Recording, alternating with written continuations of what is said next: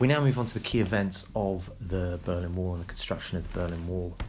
We talked about the causes of this in the earlier video, so we go straight into the events. On the 13th of August, the Soviets closed the border and erected the fence around West Berlin. The fence was completely made within the East Berlin, within the East German sector, so by rights the Americans and the NATO forces had no right to go into the eastern sector to do anything about it.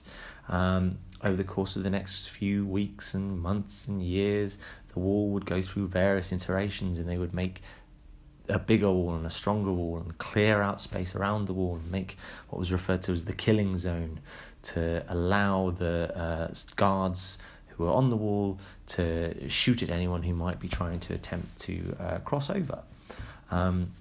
As well as that, you have the big flashpoint in October of 1961 at Checkpoint Charlie, where the idea was that the Americans were riled at the fact that the Soviets were stopping American officials as they were coming back into West Berlin and checking their passports.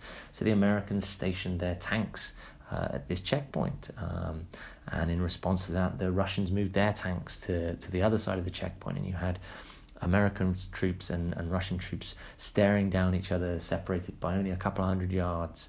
And it was only after some very careful negotiations between Kennedy and Khrushchev that the two sides turned away and were able to remove the tanks and avoid maybe a misfiring, which would possibly have escalated into a massive conflict. And that was a way of avoiding that standoff.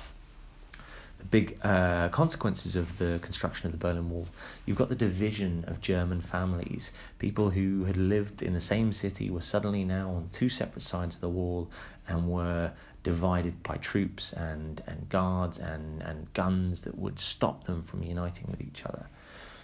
There were various escape attempts by people trying to get across the wall. Some were successful, some were not. Some attempted to tunnel, some attempted to swim in the canals. There was even the attempt later on of an air balloon to try and get across the Iron Curtain. As well as the escape attempts, you actually saw that the wall helped to really ease some tensions in what we refer to as the Berlin crisis, because it made it very clear that the West were in charge of West Berlin, and the NATO forces were in charge of West Berlin, and the Russians were in charge of East Berlin and East Germany. As well as that, the final consequence is that President JFK visits West Germany in 1963. He goes to West Germany, and then he goes into West Berlin. He does a massive tour, and pretty much the entire city turns out to cheer him on in West Berlin. And he makes a very, very famous speech where he really talks up the power and the visual of the freedom of West Berlin behind the Iron Curtain, and he makes the boast that the proudest thing a person can say is to say that they are a Berliner at this day and age. We now move on